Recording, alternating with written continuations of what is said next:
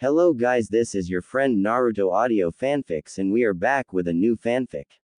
Which is what if Naruto was trained by ANBU from childhood and awakened Rinnegan and Wood style. Naruto times Haku times Anko times Kurama, Godlike Harem, Part 1. And if you enjoy this fanfic then please press the like button and subscribe to my channel for more fanfic like this. And now let's start the fanfic. Confronted by 6 Iwa Kunoichi, and unarmed except for hastily grabbed kunai, 6-year-old Naruto Uzumaki held a two-pronged kunai in reverse grip. He wore a navy long-sleeved shirt, black pants, a small backpack, and sandals. I'm not impressed by how easily I was able to lure you into my trap, deadpanned Uzumaki, so, this is the part where you surrender. What trap, brat? Demanded the Iowa squad leader. In a flash, Naruto shot gold adamantine chains from his back, binding them whilst wooden pillars shot out of the ground. Then the pillars grew tendrils and roots that wrapped around each prisoner's limbs, joints and waistlines whilst shifting into Y-frames, draining their chakra in the process. Wood clones strictly and efficiently bound the prisoners further whilst placing movement restricting and chakra suppression seals on them, further preventing the prisoners' chances of escape. Naruto cheekily grinned. That one. Let us go, brat.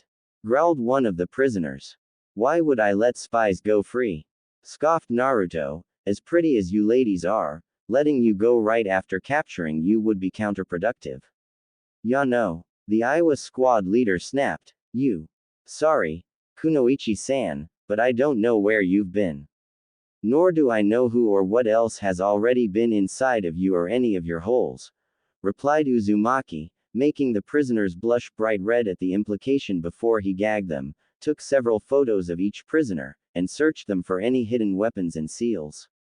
As his prisoners glared, Naruto mentioned, by the way, Anko-chan, Neko-chan, Wolf-chan, Tenzo-nichan, Canary-chan, Raven-nichan, Dove-chan, Owl-nichan, Crow-nichan, and Inu-nichan, you can all come out now. Coast is clear, and the spies have been subdued, before his clones disappeared. As Anko Mitarashi, age 15, accompanied by a handful of ANBU, stepped into the open with an amused grin, Naruto held out a large box full of dango. Happy birthday, Anko-chan. I got you some new toys to play with, and your favorite dango. Ah, now here's a sweetheart who knows how to spoil me, and make me feel special. Mused Anko, who met Naruto at eye level, smiled, kissed his cheeks and forehead, and hugged him closely, burying his face in the cleavage of her large. Looking up into her eyes with flushed cheeks, Naruto beamed, I'll always spoil you and make you feel special, when I get the chance, because you're very precious to me, Anko-chan. Heartwarmed, Anko beamed, and you're precious to me too, Naru-kun. The Iowa squad was increasingly unnerved by their captor and his choice of companions. Arriving out of breath, Iruka sighed in relief. Naruto, thank Kami that you're okay. I got worried when you didn't come to class. Shikamaru told me he saw you heading out here. Did you know there were enemy shinobi sighted, or were you just skipping class? Some civilian-born classmates lied that they'd be my friends if I brought back a souvenir from yesterday's skirmish. I didn't actually believe them. Regardless, I decided to lure the scouts into a trap, capture them, and signal the ANBU by flaring up my chakra. I've got cage-level reserves, so I'll need to work on my chakra control way harder than everyone else. As your sensei, I'd like you to tell me if anyone tries to trick you like that again. You could have been hurt, kidnapped or killed. Why would Iowa kidnap me? What am I worth to Iowa, when most of Konoha treats me like I'm worthless? Asked Naruto, skeptical, why would Iowa want one of my kind in their village? Your kind? Asked Anko as she met Uzumaki at eye level. Aren't I a demon, like the villagers claim, while terrorizing, torturing, abusing, and beating me as close to death as they can? Replied Naruto, making everyone including the prisoners flinch. Kissing Naruto's forehead and cheeks, Anko wrapped her arms around him. No, you're not a demon, devil or monster. And don't let anyone convince you otherwise. You're Naruto Uzumaki, and you're my favorite treasure. Giving Mitarashi a kiss on the cheek, Naruto hugged her with all his might. I love you with all my heart, Anko Hime. With flushed cheeks, the snake mistress returned, ah, I love you too, Naru-kun. As Iruka turned towards him, Naruto asked, can my file say this was my first S-rank mission? I literally just captured 6 Iowa spies, who are all Jonin, by myself. And I expect full ANBU level payment for this. How about I treat you to some ramen? How about I get properly paid for single-handedly capturing Iowa spies? And how about people keep their hands off of my well-deserved and earned money? Excuse me, a bowl of ramen won't pay my bills, ya know. You know I'm overcharged basically everywhere I go, and I live alone. Finally noticing the prisoner's state of undress, Iruka, Inu, Owl and Tenzo were sent rocketing back by massive nosebleeds. Why are they? Asked Wolf, amused. After eating all of their food without them noticing, I destroyed their clothes, sealed away their equipment and any items of value, and found them bathing. Then I took some photos, and gave myself a little head start before leading them into a trap. Cheeky Naru-chan. Giggled Dove. It was a little perverted to make them, stated Canary. Erasing evidence of them being here is standard procedure, replied Uzumaki, and little more stands out more than a shinobi's uniform. Point taken. Naruto, please don't scare me like this again, pleaded Iruka as he recovered. I can't make promises like that, ya know, pointed out Uzumaki. Later. Interior. Konoha, ANBU HQ, Ibiki's office. I want to join ANBU, declared Naruto, completely serious. Why do you want to join up? Asked Ibiki, almost spilling his coffee. The ANBU's been protecting me since I was a newborn, and saved my life so many times. It's always looking out for me and watching over me, and it's the closest I have to a family. Where would we even put you? With the squad already under orders to protect me. It'd save time tracking me down if I'm with them. And one of the best ways to protect me is to raise me, and train me until I'm more than strong enough to protect myself. I see your logic, and it's sound, for a gaki. I may be 6 years old, but I'm not innocent. If I may recommend a codename for myself within the ANBU, I suggest Yami Kitsune. I like it. I'll be mutually loyal, respectful, supportive and trusting of those who are towards me without an ulterior motive. I won't give blind loyalty, support, respect or trust. If I did, I'd be dead by now. Good to know you're wise for your age. Also, we wouldn't want the politicians interfering with ANBU affairs, so they can't find out. Especially Danzo Tem, the war-mongering pedophile. I wouldn't let him anywhere near an acid like a Jinchuriki. I'm a human being, not a machine, weapon, or tool. Agreed. As my new CO, you should know that I've met and been speaking to the Kyuubi vixen. She says I can trust you because you were on my mother's ANBU squad, and you're one of my godfathers along with Jiraiya-sensei, informed Uzumaki as he looked into Ibiki's eyes. The scarred ANBU veteran nodded. Does that mean you know your heritage? Also, Kyuubi's a she. Yes to both, and keeping my heritage a secret is honestly hurting me more than revealing it would. At least let people know I have godparents so I can have a legal guardian, for Kami's sake. And keeping that I'm a real Uzumaki a secret is hindering my development as a ninja. What are we discussing? Asked Hiruzen as he entered, accompanied by a teenage boy with short dark curled hair, fair skin and black eyes. The kid knows his heritage, and he wants to join ANBU, answered Morino, and he's making a reasonable case. I'm open to becoming an interrogator too, added Uzumaki. I saw it all through my crystal ball, said Hiruzen. This is a very serious matter to discuss. Hi, Gramps. Hi, Shisui Nichan, greeted Naruto. Hey, Naruto. Greeted Shisui the teleporter. What's this I heard about you becoming an interrogator?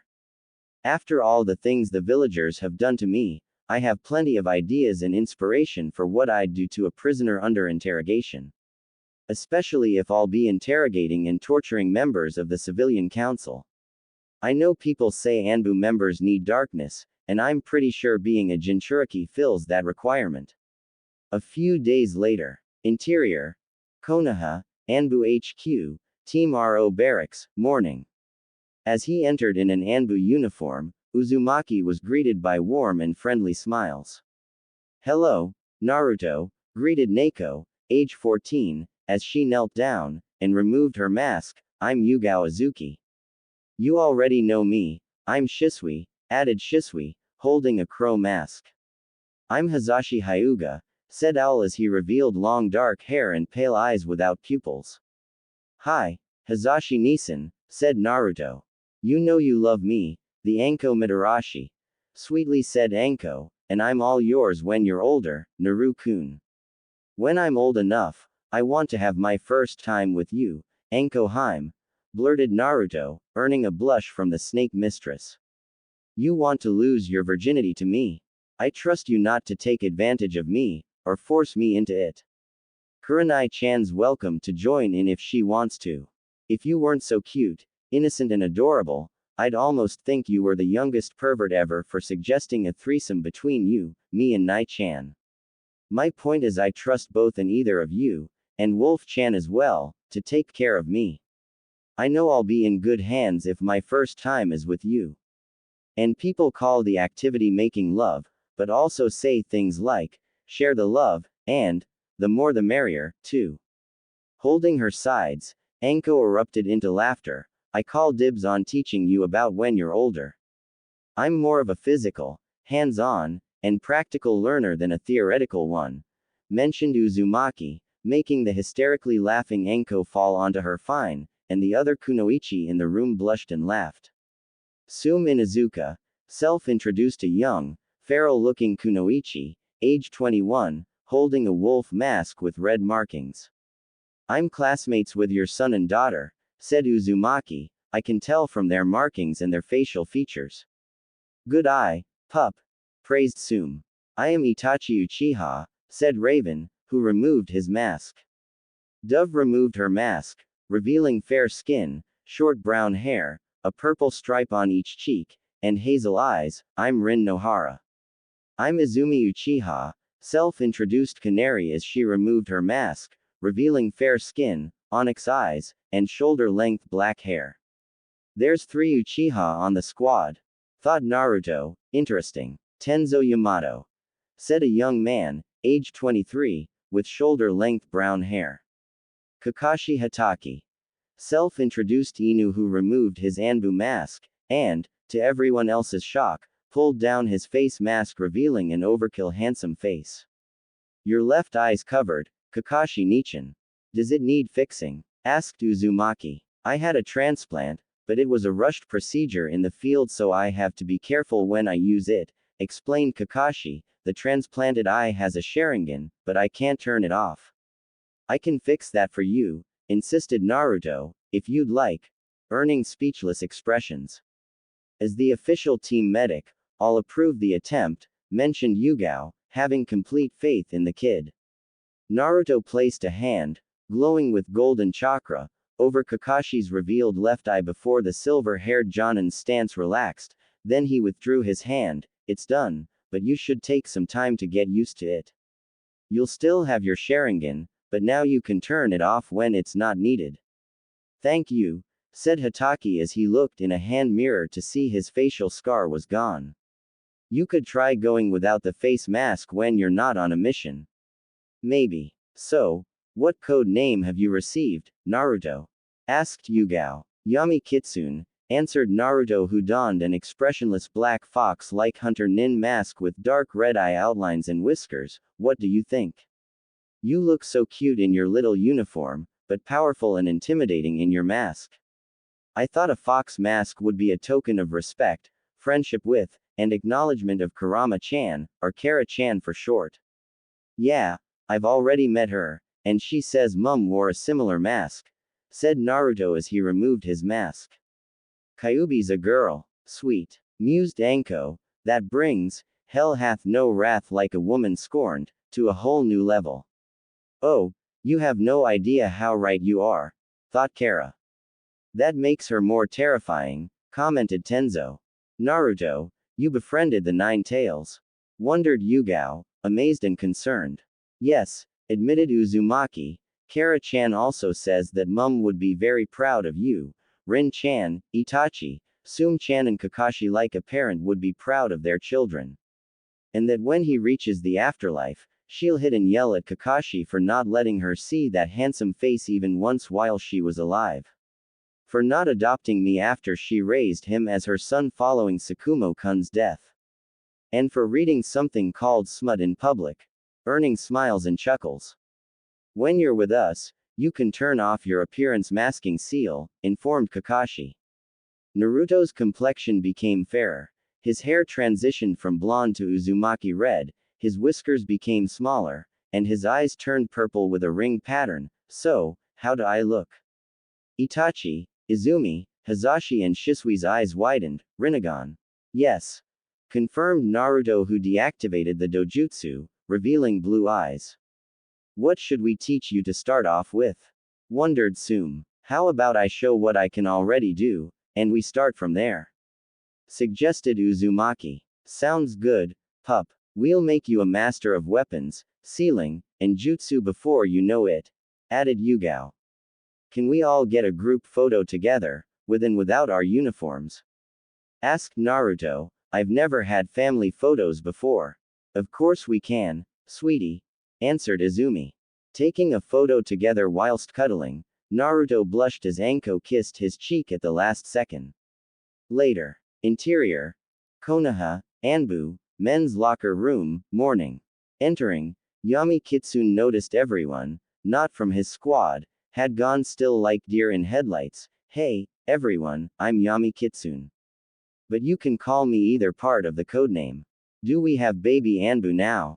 Asked Bor, confused. Depends if you're wearing a diaper under your uniform, Bor-chan. Teased Yami Kitsune, earning laughter. Damn, you're as troublesome and feisty as the last ANBU to wear that mask. Sighed Deer. I figured that out as soon as I recognized the mask, ya know. She had that verbal tick too, mused Lion. Should we expect you to go on any missions soon? Kakashi interjected. My newest protege will be undergoing a considerable amount of intense training before we even consider it.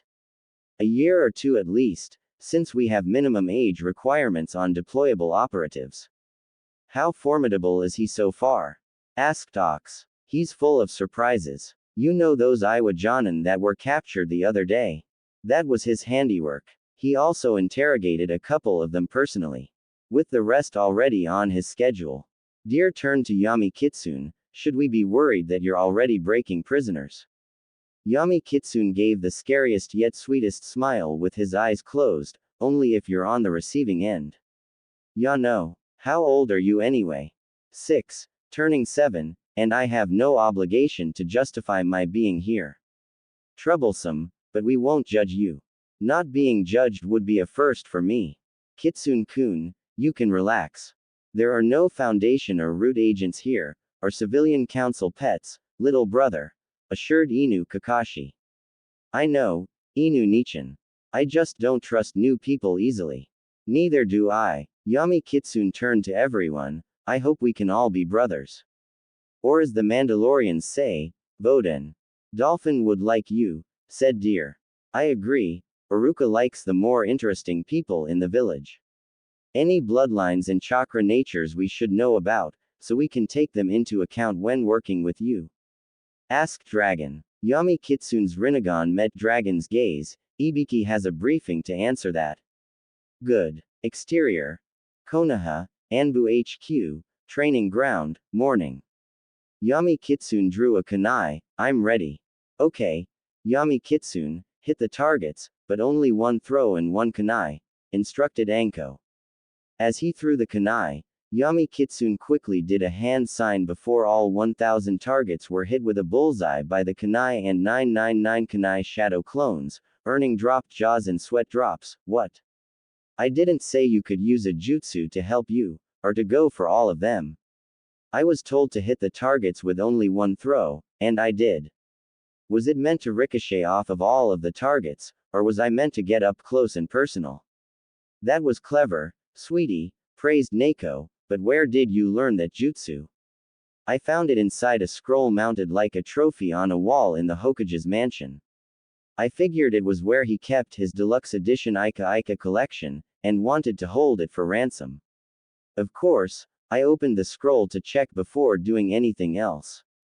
Since it was full of advanced jutsu instead, I figured I may as well read and learn from it before putting it back. You learned techniques from the scroll of sealing?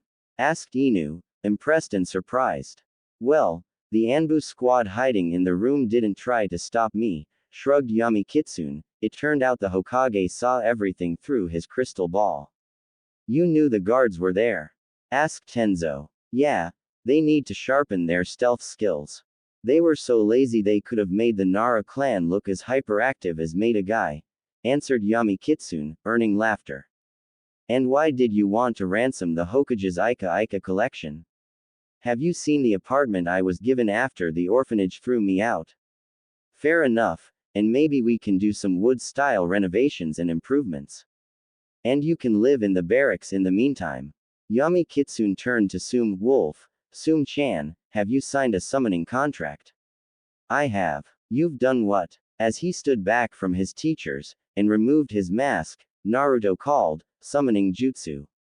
Before a purple-robed and pointy-hooded human-like male with lightly tanned skin, and purple hair and eyes, wielding a long green staff, appeared. Greetings, I am Mahad, the Dark Magician, one of Naruto's summons. None have signed the dual spirit summoning contract since Ashura Otsutsuki.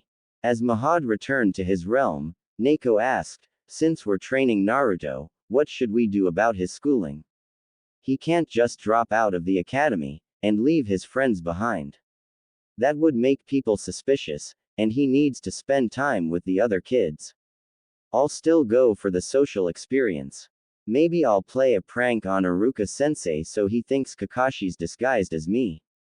Poor Iruka, said Itachi. Hey, Itachi-nichan, you know the Tsukuyomi. I believe my Rinnegan can use it and other abilities of the Mangekyo Sharingan. Do I even want to know how you know about that? Kurama's been explaining the different abilities of each dojutsu in case someone with the Sharingan gets any ideas about trying to control her again. She has plenty of colorful ways to describe and express how much she hates the Sharingan more than anything. I'm sure she does, and they're likely all justified given her history with it. She also says I should learn how to keep those filthy eyes from stealing the rewards of my hard work and training. And the only members of the Uchiha clan she has any respect for are you, Shisui, Makoto, and your girlfriend. Azumi's not my girlfriend. Am I invited to the wedding? You're refreshingly cheeky, mused Itachi. You know I'm going to get you back for that comment. What kind of little brother would I be if I didn't tease you a little? Asked Naruto, and can we go out for Ichiraku ramen? Itachi poked Naruto's forehead. Sorry, Naruto-kun, maybe some other time, before internally laughing at the boy's pout. I'll go with you, Naru, said Anko as she brought Naruto into a hug. We'll make it a date, and it's cold tonight so we can share my bed to keep warm. Uzumaki nodded, as you wish. What's your favorite jutsu? Naruto asked as he looked at Shisui, and can I learn it? Let's find out your elemental affinity first. I have a multi-affinity with basically everything, all types of nature release, and I can do shadow clones and all of the elemental clones. This is where the fun begins, mused Sum. Hey, Sum-heim, are you a sage too? Asked Naruto. Sum raised an eyebrow. What do you mean, too? Don't tell me you've learned sage mode. And at your age. As his eyes became wedge-out eyes and the millennium symbol appeared on his forehead, Naruto informed, I did, and I suspect my Rinnegan made achieving it easier. Jiraiya would be so jealous that you've unlocked sage mode at 6 years old. I can tell this is something beyond normal sage mode, but Kurama-chan's not saying why. Maybe I have a special connection to nature which allows me to instinctively gather nature energy whether I'm consciously aware of it or not. Show off. As he met Shisui's gaze, Naruto asked, Shisui-nisan, can you please promise never to use Kotoamatsukami on me? Shisui nodded, I never have and never will use it on you. It took a while to earn your trust, and I won't break it. Interior. Konoha, ANBU HQ, TI Division, Interrogation Room, afternoon. Entering the cold, dark room to see one of the prisoners he'd captured tied down to a rack, in an X shape, Yami Kitsune was like a phantasm in his movements. Whoever you are, I won't talk, said the prisoner, fear increasingly evident in her voice as she trembled upon feeling the intensity of her interrogator's key. In a deep, ominous voice, Yami Kitsune replied, talk. It is not my intention to make you talk. I will make you scream. Interior. Konoha, ANBU HQ, T Division, Detention Block, afternoon. Through one-way glass, Anko watched the interrogation with a bowl of popcorn. Damn, my foxy cun's putting on a good show. I'm officially in love with him. You're enjoying this too much, sighed Nako.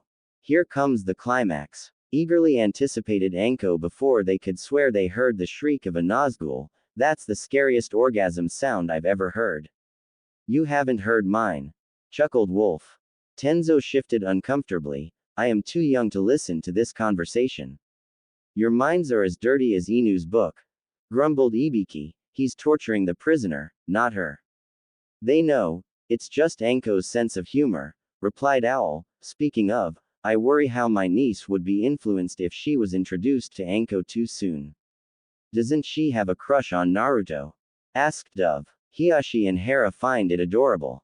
Do they have any plans to have another child yet? Asked Tenzo. Not yet, but two of the suggested names for a girl are Kushina and Hanabi.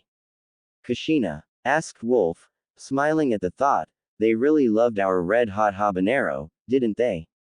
We all loved and treasured Kushina Haim, answered Hiruzen as he appeared, just as we love and treasure her mother, Tsunade Haim. Later. Interior. Konoha, Shinobi District, Kurenai and Anko's apartment, living room, morning. Naru-kun, you actually said that about us. Giggled Kurenai, age 15, as she looked at the blushing Uzumaki who nodded. He sure did. Confirmed Sum. And he had the cutest look on his adorable face when he did, snickered Anko. Amused, Kurenai planted a kiss upon Naruto's cheek. You're a very cheeky yet innocent boy, and I love you for it. Hugging Yuhi, Naruto beamed, I love you too, Nai-Haim. Always will no matter what happens. Thank you, Naru-kun. The only one of us he didn't bring up when he said it was me, sighed Yugao. I'm sorry for neglecting you, and making you feel left out, Yugao-chan, apologized Naruto who hugged the purple-haired medic Nin. Hiding a blush, Yugao kissed his forehead. Don't worry, Naru-chan. I forgive you, and will always love you, sweetie. I love you too, Kitty Haim. Looking up at Anko with indomitable determination, Naruto vowed, Hubby Haim, I promise I'll find a way to remove your curse mark. Mitarashi embraced Uzumaki. Thank you. I love you, Anko-chan. Ah, I love you too, my Naru-kun. Anko Mitarashi, will you marry me? Asked Uzumaki, completely innocently yet seriously, with an adorable expression. You're a bit too young for marriage right now, darling. Can you please wait until you're older? Gently asked Anko. It'd mean a lot to me if you'll be patient with me, so we can both take the time to sort out whether that's what both of us really want, then gave a precious smile. That was part of the plan, Haim. Let's take, say, 10 years to sort all of this out. Plus, you'll have developed and matured physically, intellectually, emotionally and mentally in that time. Okay, Mitarashi mentioned, when we're sure that's how we love each other, I'd happily marry you when the time's right, earning a precious smile from the boy. As you wish, Anko Haim, agreed Naruto, I'll make sure to take you on lots of dates in the meantime, so we have plenty of time to work out our true feelings for each other. Good plan, my darling Naruto-kun. And I'll be happy to share you with Nai-chan. As long as that's alright with Nai-Haim too. And I'll do my best to do right by both of you. Kurenai smiled at how thoughtful the boy was being. Checking the time, Yugao gave Naruto a storage scroll. In place of a backpack, have everything you need for the academy, sweetie. Yes, Yugao-chan. Good boy, said Yugao, who smiled. I'll walk you to school when it's time to go, okay? Asked Anko. Okay, can I prank Iruka-sensei? As long as it's a harmless one. Interior. Konoha, Academy, classroom, late morning. Naruto, how nice of you to finally join us. Where have you been for the last hour? Asked Iruka as Uzumaki entered, reading a book. With a shrug as he kept reading, Naruto answered, Sorry I'm late, Iruka-sensei. I'm afraid I got lost on the path of life, making some of his peers laugh. Iruka's sweat dropped. You're late because you've been hanging out with Kakashi. I would have been on time, but along the way, we were ambushed and chased all over the village by this possibly insane workout fanatic who was shouting about his flames of youth, added Naruto. Iruka went pale. I believe you. Stupid Naruto baka. I bet you can't even read, you idiot. Why does someone like you have a book? Screeched Sakura, making everyone cover their ears. You say something. Dismissed Uzumaki, ignoring the banshee, before taking a seat next to Shikamaru. Troublesome, muttered Nara. Would you have me any other way? Chuckled Uzumaki. No, I wouldn't trade having your troublesome self around for anything in the world. You're one of my best friends. Thanks, Shika. That really means a lot to me. What are you reading? Asked Nara, taking an interest. The Tale of the Utterly Gutsy Shinobi by Jiraiya Sensei, answered Naruto. Any good? I think so, especially since I'm named after the main character. Shikamaru nodded. Oh, by the way, said Naruto as he smirked at the trio of idiots who lied to him, here's your souvenir, and held up a severed head, with a sickeningly sweet smile, sending them out screaming. After a moment as everyone looked at him in horror, except for Kiba, Hana, Shino, Choji, Hinata Shikamaru, Naruto did a hand sign, Kai. Revealing a party-sized bag of chips which he passed to Choji who smiled. Are you okay, Naruto? Asked Kiba, age 5, concerned, you weren't here the other day, and we all know you never get sick. I was being chased by Iowa Nins in the back hills. Why were they chasing you? I ate all of their food, answered Uzumaki, earning a high five from Choji. I'm a growing boy, ya know. Before doing a discreet hand sign, and whispered under his breath, muting jutsu. You're always thinking with your stomach, baka. Screeched Haruno, at the top of her lungs, almost making ears bleed, before completely losing her voice. Sound off. Quipped Naruto. Thank you for shutting her up, Naruto, said Hana, age 5, gratefully, as she smiled at Uzumaki. My pleasure, Hana, right. Yep. Nice to meet you. Nice to meet you too, Hana-chan, mused Naruto, with a grin. Mischievous, Hana asked, Oh, am I Hana-chan already? Naruto ruffled the back of his hair. Is it okay if I call you that? You have no idea how to talk to girls our age, do you, Naruto-kun? Talking to a short-tempered and impatient cage surrounded by a tree's worth of paperwork would be easier for me to master the art of, admitted Naruto, making his peers chuckle. Interior. Kumo, Raikage's tower, office, morning. The mighty, intimidating powerhouse that was the fourth Raikage sneezed, blowing his desk and the accompanying stack of paperwork across the room. Achoo, achoo, do you need a tissue? Rapped Killer Bee as he entered the room, earning a glare from his brother. Interior. Iwa, Tsuchikage's tower, office, early afternoon. Whilst taking a sip of tea, Onoki sneezed, causing the hot beverage to spill onto his paperwork in his lap. Interior.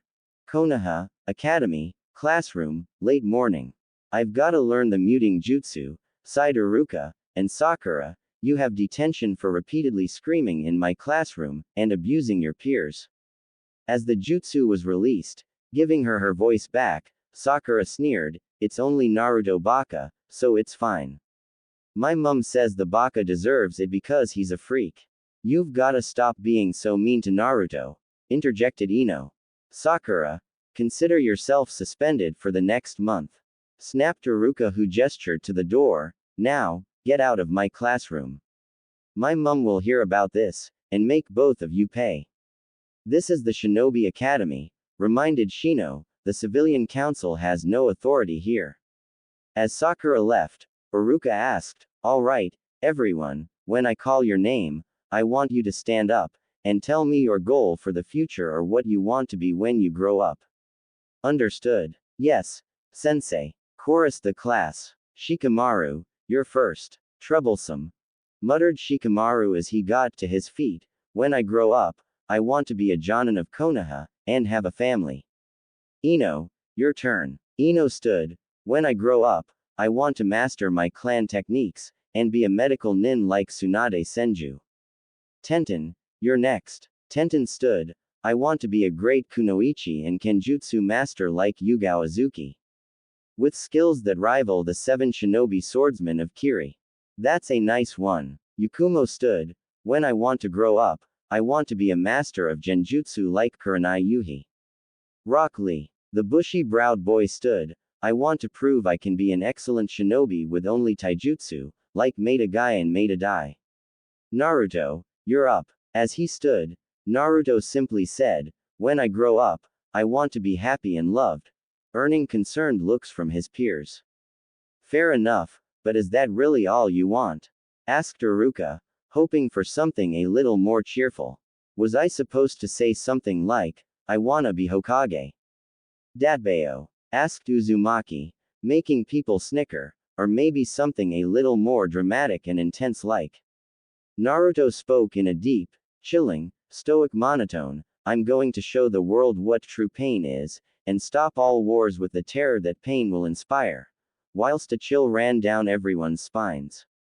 Iruka paled. You really worry me, sometimes, you know that. Writing in his notebook, Naruto shrugged, my real goal's to find a way to safely remove Orochimaru's curse marks, so I can help someone I love. Later. Exterior. Konoha, Academy, rooftop, lunchtime. Sitting across from Shikamaru, Choji, Shino, Ino and Hinata, Naruto took out an ocarina. Do you mind if I practice? You're learning an instrument? Asked Hinata. That's wonderful. Naruto soothingly played concerning hobbits, earning smiles and a round of applause when he finished. It seems you are a natural, and the tune was quite pleasant, praised Shino. My colony also expresses its appreciation. What's your secret to having learned so quickly? Asked Shikamaru. Shadow clones, answered Uzumaki. Troublesome. Legend says Tobarama Senju invented shadow clones to vanquish an evil so great and terrible that to this day it's remembered and feared throughout the elemental nations as Cage's bane. What could be so terrifying that it earns a name like that? Asked Hana as she joined them. After a dramatic pause, Naruto answered, paperwork, making his companions erupt into laughter, except for Shino who smiled and allowed himself an amused chuckle. Exterior. Konoha, Academy, Courtyard, early afternoon. First match will be Sasuke Uchiha versus Naruto Uzumaki, said Iruka. With a small smile, Naruto met his opponent's gaze. Good luck, Sasuke.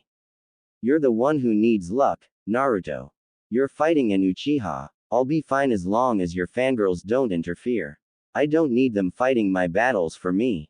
Tell that to them. After exchanging several series of combos without landing a strike on Uzumaki, Sasuke was hit in the gut before he leapt back, and did hand signs, fire style, fireball jutsu. Water style, water dragon jutsu. Countered Naruto as the latter jutsu went through the former, and knocked Uchiha onto his back, leaving him soaking wet. You okay? Asked Naruto, offering his hand. Getting up with a groan as he took Naruto's hand, Sasuke replied, yeah, but my dad's going to be disappointed that I lost. And how did it make you feel? Like I need more training, sighed Uchiha whose eyes widened. Mum's going to be furious that I used fire style at school. Not as much as she'd be if you'd actually burnt the school down, pointed out Naruto, causing Sasuke to pale. Okay, you two, do the sign of reconciliation and move to the side so the next match can begin, said Iruka, and the two boys complied. Also, we will only be using taijutsu now. The class sighed. Yes, sensei. Next match is Shikamaru vs Tenten. Troublesome, fighting a girl, groaned Shikamaru. What a drag. I heard that, indignantly said Tenten. Uh-oh, can I forfeit? Asked Shikamaru, nervous. Iruka shook his head. Nope. Crap. Exterior. Konoha, ANBU HQ, private training ground, late afternoon. Wood style. Wood dragon jutsu. Called Naruto before a massive wooden dragon ascended from beneath the ground and lunged towards Tenzo, who narrowly evaded. How do you know that jutsu? Asked Tenzo. I basically had a tutorial in my mindscape made from Q-chan and Mito's memories of seeing Hashirama in action, admitted Uzumaki, and one of my powers is being able to understand and master any technique. But unlike if I were using a Sharingan, I'm not copying the technique. Any idea why she wants you getting strong? She's way nicer than anyone stupid enough to call her a demon would expect, and very protective of me. Her father's the sage of 6 paths. And did you call her Q-chan before? Kara-chan insists on nicknames like that. Were you using her chakra for that wood dragon? She's on strike from lending it to me until I'm consistently on a healthy diet for a shinobi, and more physically developed. She's willing to improve my healing capabilities, and show me techniques, but says it's too soon to consider training in harnessing her powers. I can't believe I'm agreeing with her. She also says I should meet the 8 Tails Jinchuriki, Killer Bee of Kumo, when I'm training in mastering my Jinchuriki abilities. Why would she want you to train under the Raikage's brother? Because he's an old friend of my parents, and he's mastered and achieved complete control over his Jinchuriki abilities. They're in harmony with each other, and friends too. Only problem with contacting him is how strained relations between our villages have been. I also want to learn as much about sealing as possible, to honor my parents and the Uzumaki clan, and so I can learn how to free Anko-chan from the curse mark. I can help you master the basics of sealing, and bring you scrolls and books from our library to help you when I've taught you as much as I know about it. Maybe we can learn more about it together.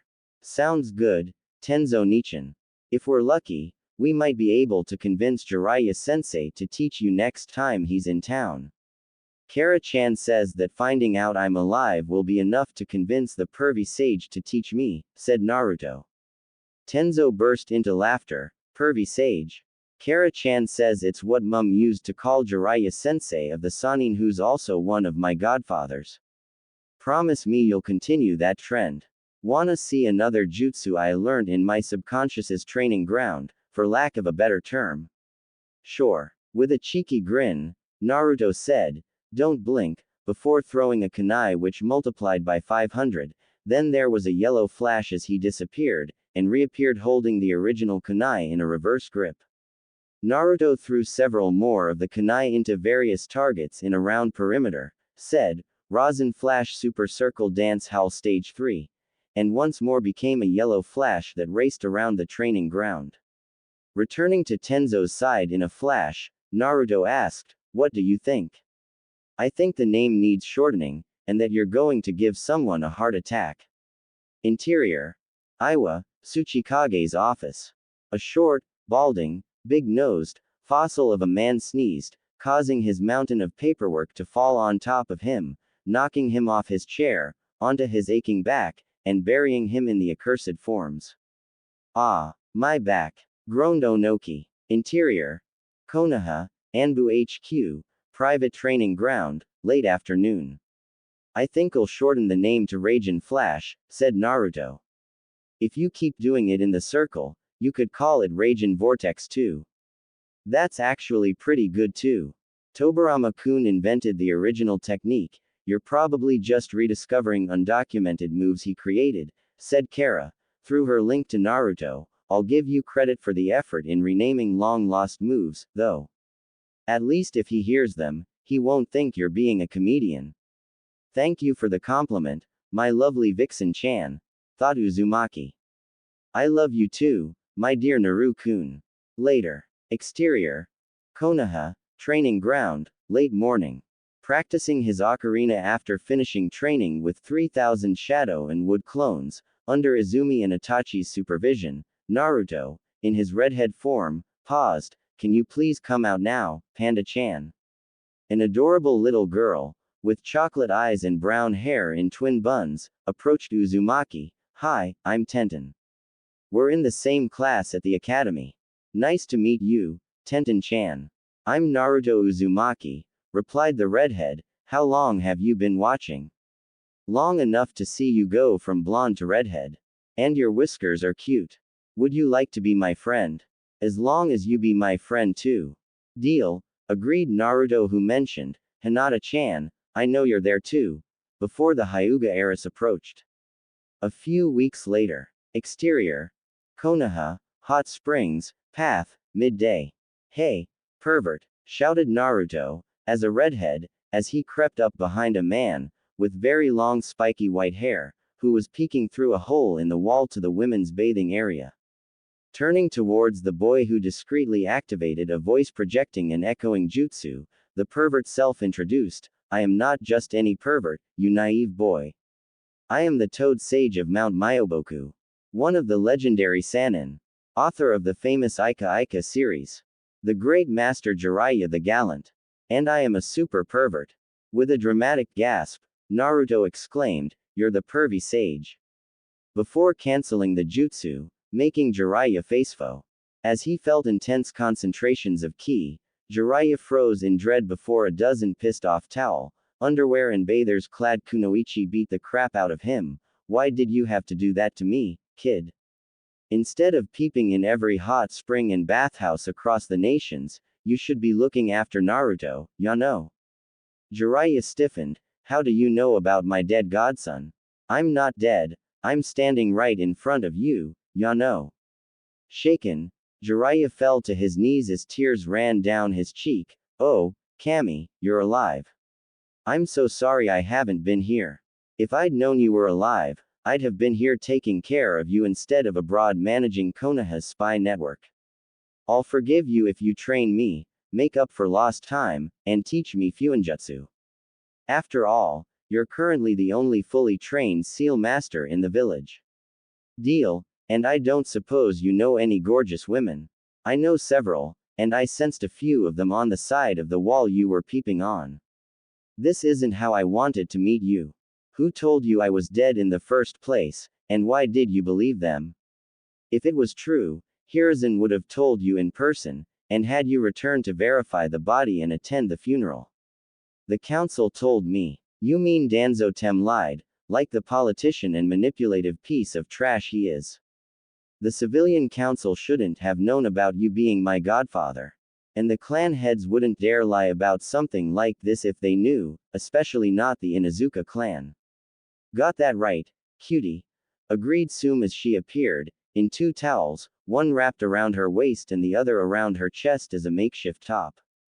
Pervy sage, if you try peeping on Sumheim, or any other of my precious people, especially to get inspiration for your smut, I'll put you under a genjutsu that shows you made a guy's Colgate smile in the sunset technique on a loop for 72 hours. And there'll be 1,000 of him, oiled up and threatened Naruto. Sume erupted into feral laughter at the horror on Jiraiya's face. If you get any paler, you're going to look like your paedophilic psycho ex-teammate, Orochimaru Tem, teased Uzumaki, ya know. I'll still be more handsome than him. By the way, Hiruzen wants to see you, so don't get lost on the path of life on the way to his office, said Uzumaki. You have 2 minutes before he sends ANBU to bring you by force. Or I can deliver you via airmail. What do you mean by that? Asked Jiraiya, who was lifted off the ground by an invisible force.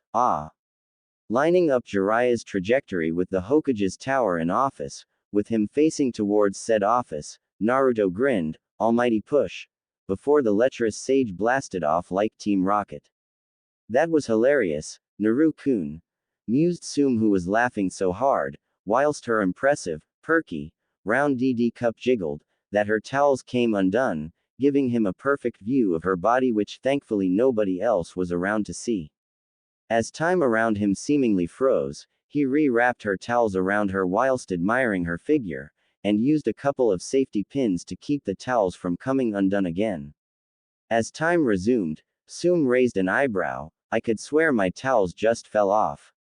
They did, but I used super speed to fix that. Oh, did you take a peek and have a nice feel of these in the process?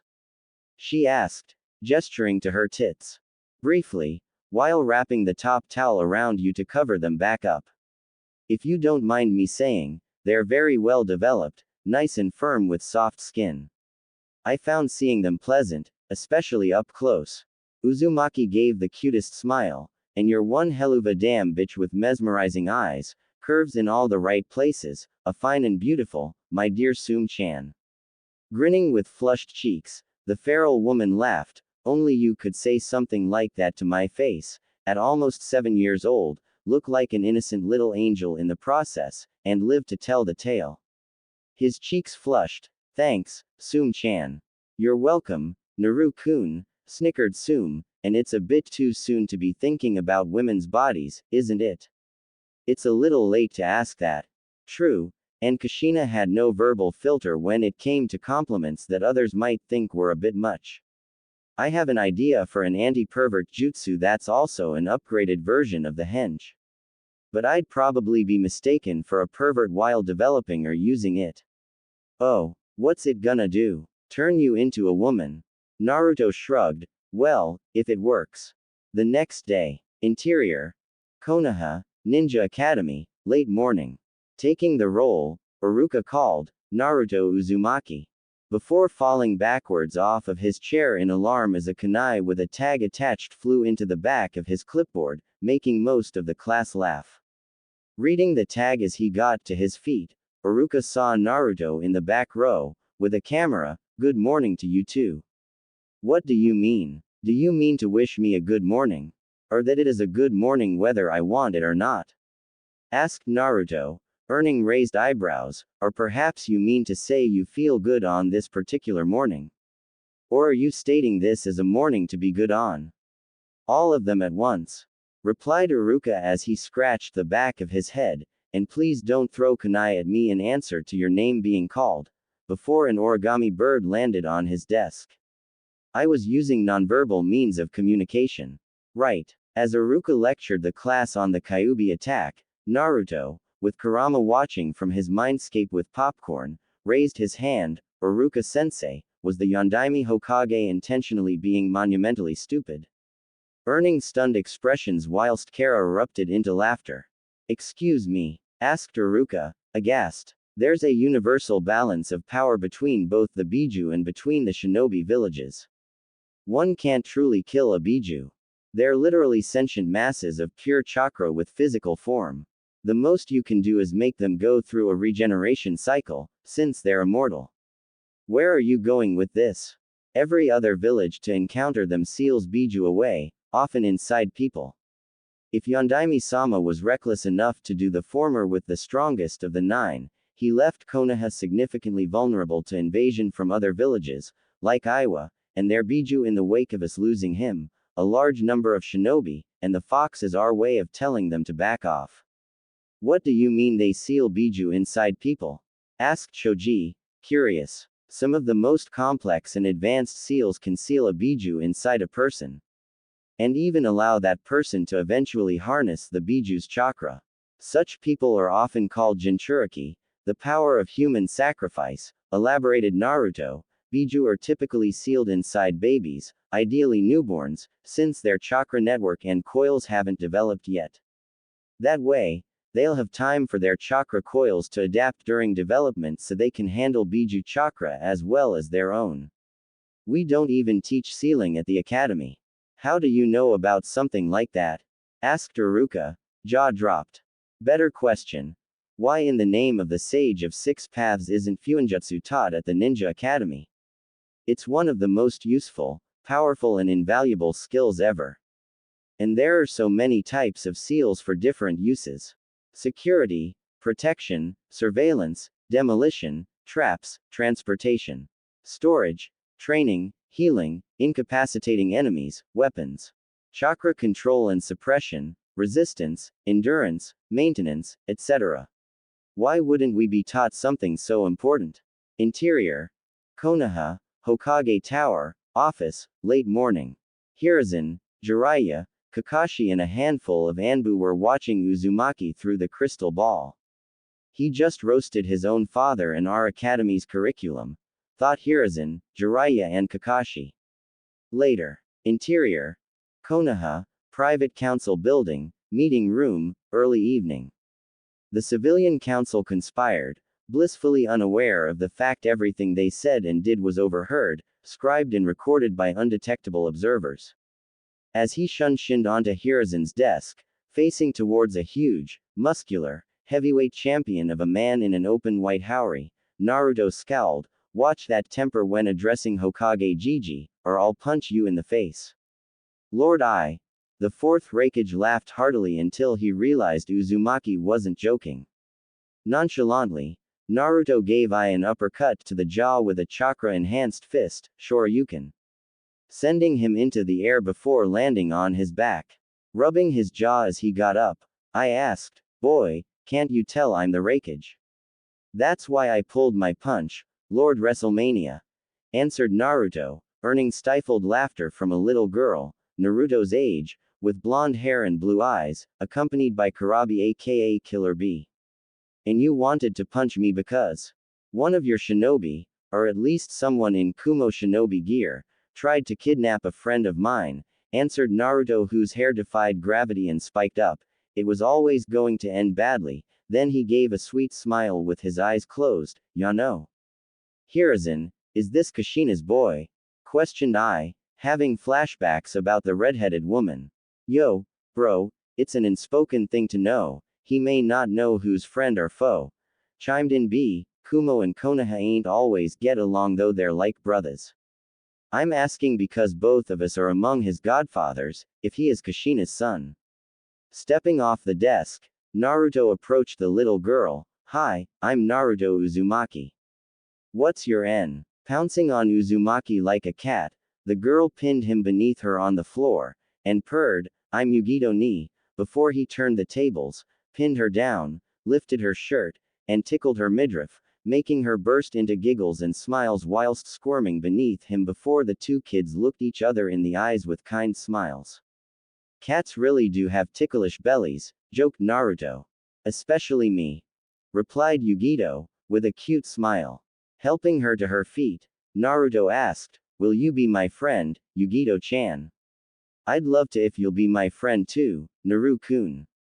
Naruto turned to the Raikage. "If you and B. Nisan would humble me with training, I would be greatly honored, I-sama. As long as you don't use anything you learn from us against Kumo in the next war, if there is one with each other as opponents. I will accept your terms on the condition that Kumo never tries stealing bloodlines from Konoha again," said Naruto, whose hair defied gravity. "It just won't end well for you, Yano. Especially when I enter the equation." "No doubt about it. You're definitely Kushina's boy." Only Naruto could threaten a cage without causing a political nightmare. Saidaruka, who'd overheard the whole thing upon entry. "Who's causing a political nightmare?" asked Danzo Shimura as he entered. At the same time, Naruto and Yugito screamed, "Help! Pedophile alert!" B. Iruka, the Hokage's ANBU and the Raikage's bodyguards immediately assumed a protective formation in front of the kids, and the two Kage glared at Danzo. "I'm not began Shimura. "Then why, before the orphanage threw me out, were you always having unsupervised one-on-one time with little kids who'd then go missing, die under mysterious circumstances, or come back either traumatized, injured, or with no soul in their eyes?" asked Naruto. "You never adopted any of them, and the ones who'd come back would scream for you to stay away from them, while having nightmares. Most of them were orphans with signs of having a bloodline, aka Kekkei Genkai. How do you even know what a Kekkei Genkai is? Really? You're asking an academy student that question? Wow, you're not just a pedophile, you're a senile pedophile." Danzo turned away, and stormed out of the room, cursing under his breath. 6 years later. Interior. Land of Water, within Kiri's border, missing Nin bandit camp, evening. Having taken out the entire camp of 1,000 bandits, Yami Kitsune, age 12, lifted his mask and gave a precious smile, making Neko and Tenzo sweat drop, before covering his face again. Pack anything of value or interest into storage scrolls.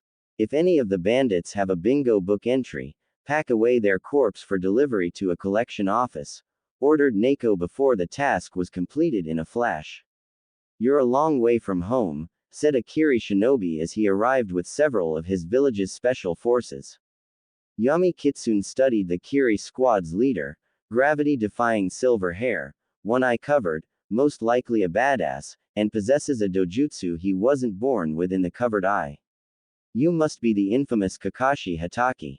The Kiri nin's face faulted whilst Yami Kitsune's comrade's sweat dropped.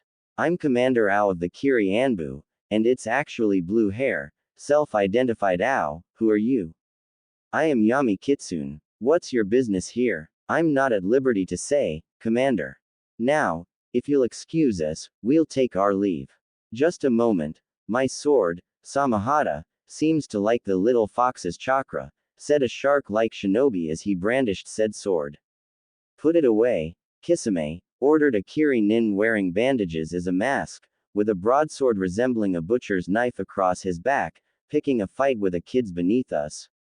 You're no fun, Zabuza. He's not a kid, he's a shinobi. And he'd have to be pretty strong to be in the ANBU when he's so small. Permission to socialize with the 7 swordsmen? Asked Yami Kitsune as he looked at his mission's squad leader. Tenzo nodded. Granted, Yami Kitsune. Kisame Hoshigaki and Zabuza Momochi, Yami Kitsune greeted. I'm honored to meet you and the rest of your comrades. Thanks, and I look forward to hearing what feats you accomplish in the future, replied Zabuza. Since you're the only one covered in blood, I take it all this was your handiwork. Yes, I think I'm going to like this kid, mused Kisame. How's your form with that sword?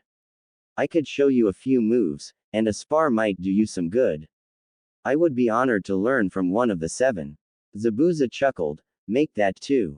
This is where the fun begins, mused Yami Kitsune as he drew his sword, taking a Sorazu stance as he infused chakra into the blade which emitted a vibrant hum and glowed blue. Interesting choice, Kit, observed Zabuza, taking his own stance. Were these bandits meant to be anyone special? I didn't waste time talking to them. One of them stole one of our swords, stated Kisame, embarrassed. Taking a uniquely designed sword from a storage scroll, Yami Kitsune held it out. This sword. Earning a nod. Would you mind returning it? Asked Ao before catching the hilt which was levitated towards him by Yami Kitsune. Resuming his stance, alongside 6 wood clones, Yami Kitsune locked eyes with the shinobi swordsman of Kiri. Shall we dance? Before he and his clones gracefully engaged their opponents in a duel. When they finished their duel, Yami Kitsune dispelled his clones, and caught his breath. That was fun, then noticed a young man with pupilless pink eyes, staring at him. What is it, kid?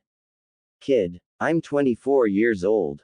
I'm an adult. I'm Yagura Karataki. Yondaime Mizukage. Shouted Yagura. I'm very distinguished. And enjoying the paperwork. Teased Yami Kitsune, making Yagura faceful whilst everyone stifled laughter. I'm having deja vu, telepathically said Kara. He's not the first Jinchuriki I've run into who wanted to be a Kage. But he's the first to become one. He's Isobu's Jinchuriki, right? Thought Naruto. Yes. Think he knows I'm your Jinchuriki. Most likely, and I sense he wants to fight you. Yami Kitsune, said Yagura who drew his hooked staff. Prepare to defend yourself, causing everyone to tense. With his energy replenished by gathering nature energy, Yami Kitsune readied a Kenjutsu stance, and focused wind chakra into his blade. Is this because I called you a kid? Or the paperwork remark? No. Then why do you, the Mizukage, want to fight a random ANBU? You're hardly random, Yami Kitsune. You held your own against the 7 shinobi swordsmen. Because I did my research on each of them and their swords in case I ran into them. Deadpanned Yami Kitsune, my sword versus your staff, no jutsu. Before Yagura nodded. Don't know how we're going to explain this in our report, sighed Neko. First mission out here, as a full ANBU, and he ends up fighting the Mizukage and the 7 swordsmen of Kiri. As soon as they're finished sparring, We're leaving, stated Tenzo, who paled. Oh, no. While Yagura activated his one-tailed cloak, using the three tails chakra to power his Juyo strikes, Yami Kitsune transitioned from his current Kenjutsu form to the tranquil and meditative Neman. Later. Exterior. Land of Water, Team Rose campsite, late evening. I'm sorry, did you just say that Yami Kitsune jeweled the Mizukage? Questioned Inu as he received their report. In my defense, he challenged me to a duel. I didn't deny him, lest I risk causing an international incident. A week later. Interior. Konoha, Military Police HQ, evening. As Yami Kitsune brought in a handful of scum, Fugaku asked, "Where did you find them?" Alleyway outside Ichiraku Ramen. 2 were assaulting the owner, Tuki, and the other 4 of them were trying to force themselves on his daughter, Ayame, answered Yami Kitsune. Are they alright? They will be. Dr. Makoto and Dr. Yugao are looking after them. A week later. Interior. Land of Fire, Warlord's Stronghold, Dungeon, late evening. Any idea why this kid's so valuable? Asked one of the guards. She's just some orphan, isn't she?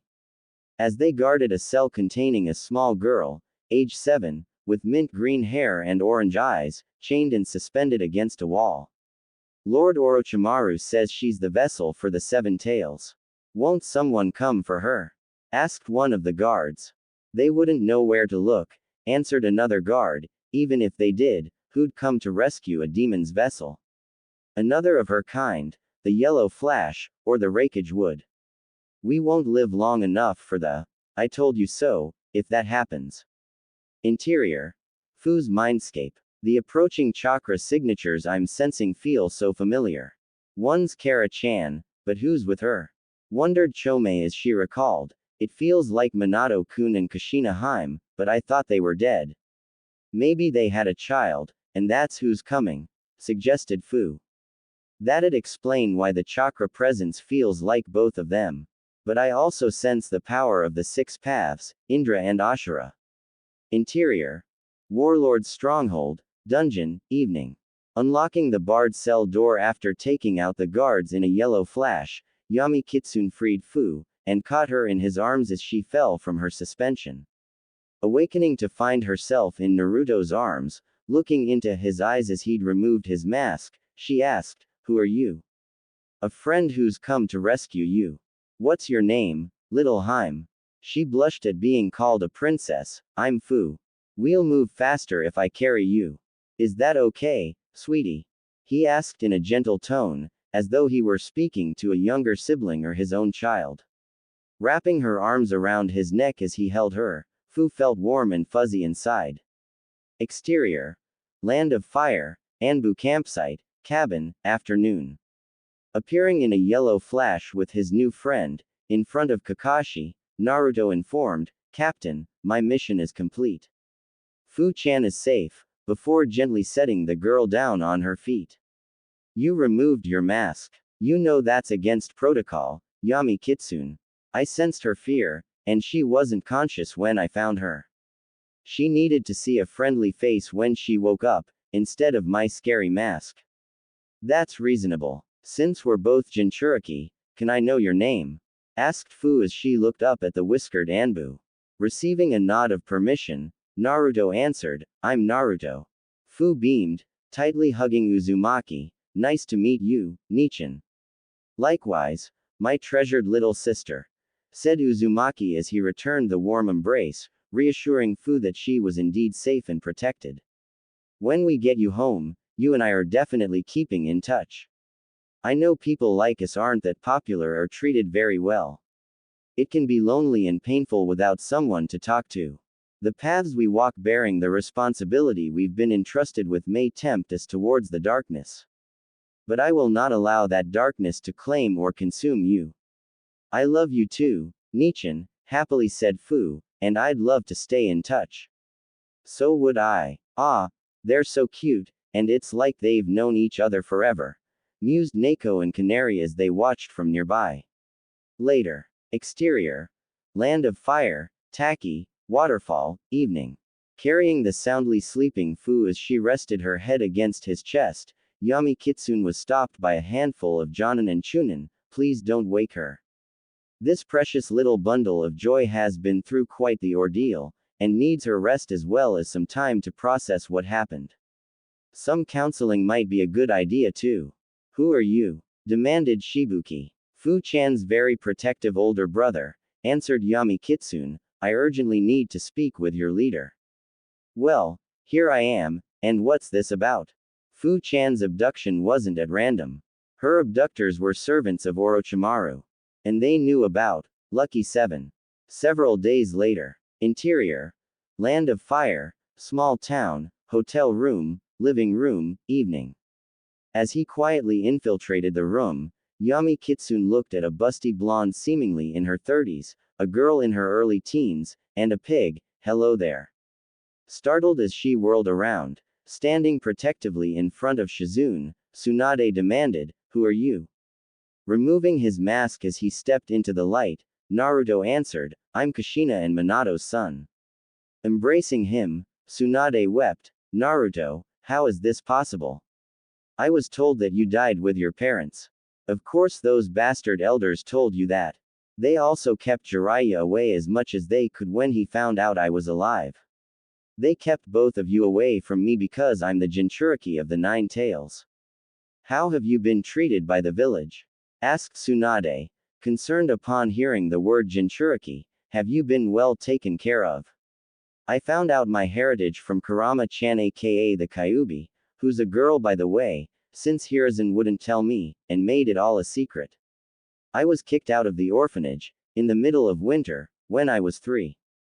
The civilians think I'm Kyuubi in human form, and have tried to kill me thousands of times because of that stupidity. The shopkeepers overcharge me for anything and everything if they even let me inside their stores. The civilian council's been trying to sabotage my education, and block me from graduating the academy. The civilians treat me like a pariah. And my medical history has its own room.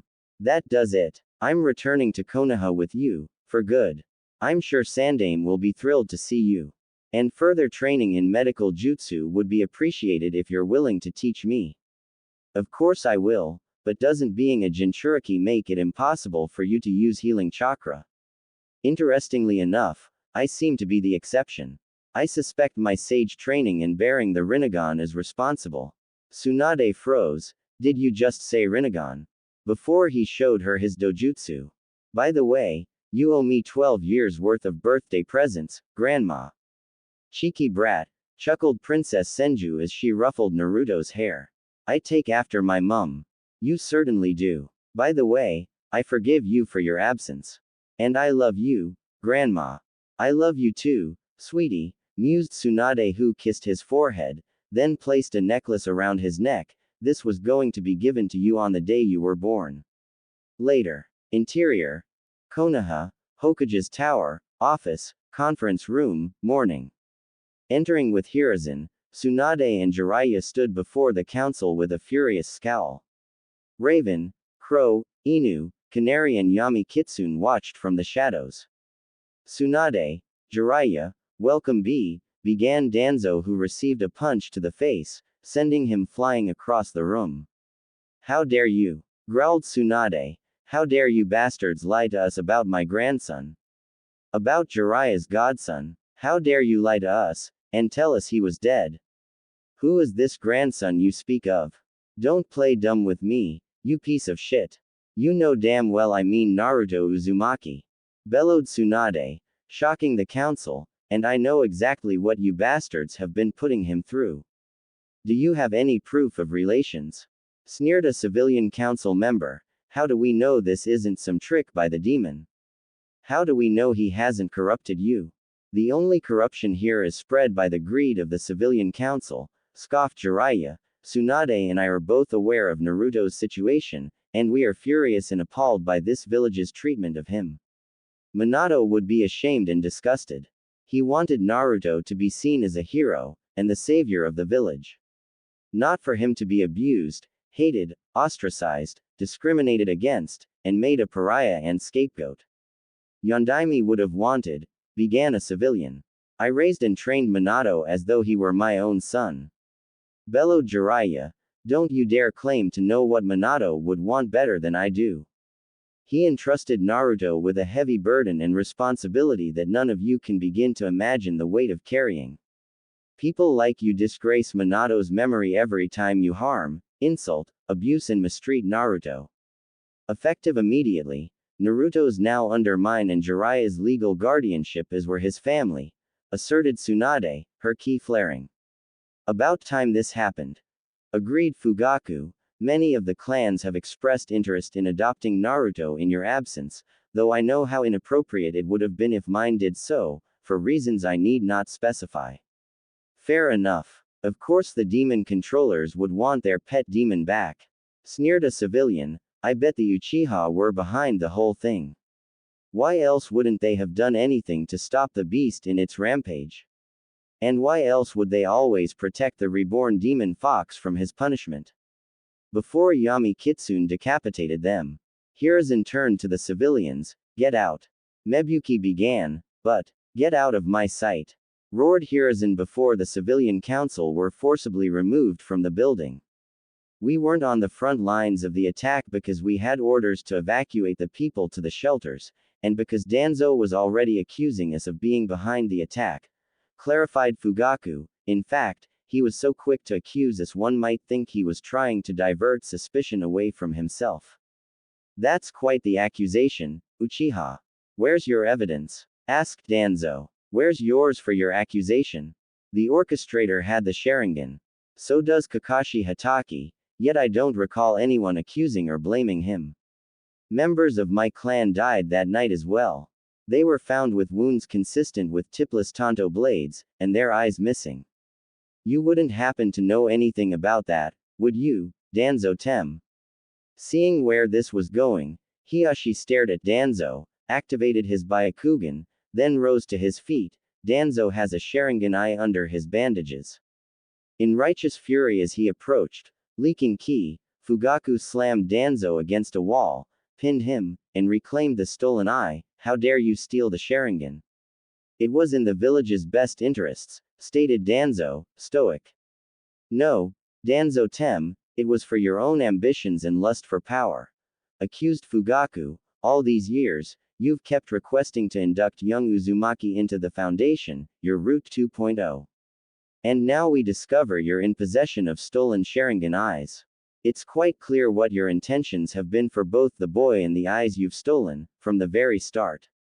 As if you yourself haven't thought about using your visual prowess to control a Jinchuriki and their tailed beast, Wicked Eye Fugaku.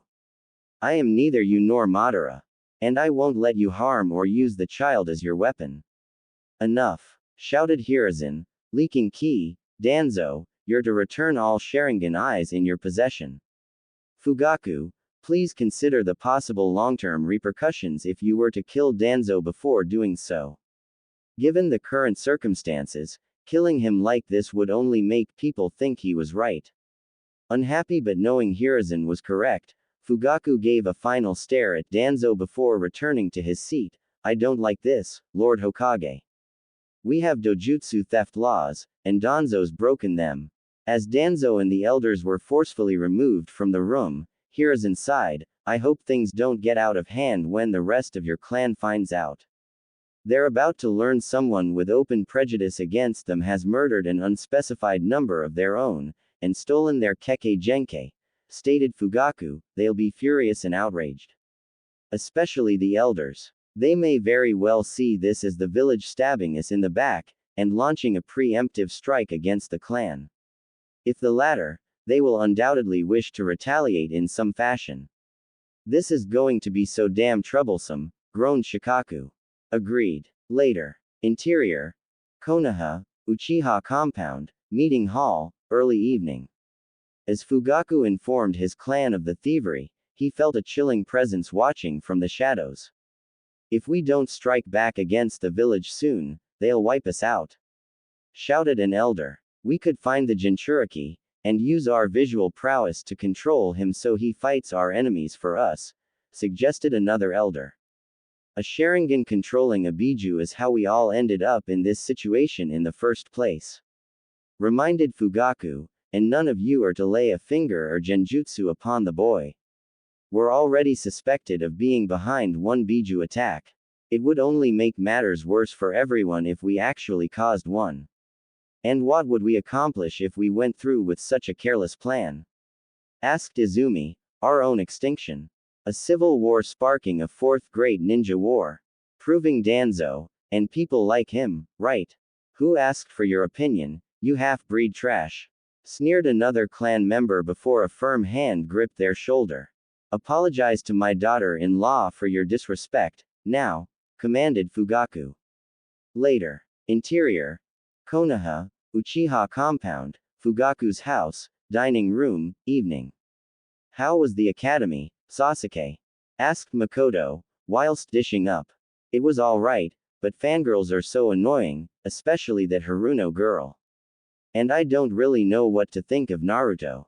He's nice enough for an outsider, but he always holds back against everyone during sparring, answered Sasuke, although not as much against teachers who are mean to him. Sometimes the display of one's own power and skill depends on those of their opponent, chimed in Fugaku, and they were likely going all out against him, if they really despise him. Okay, I guess that makes sense. Later. Exterior. Land of Rain, rendezvous point, early afternoon.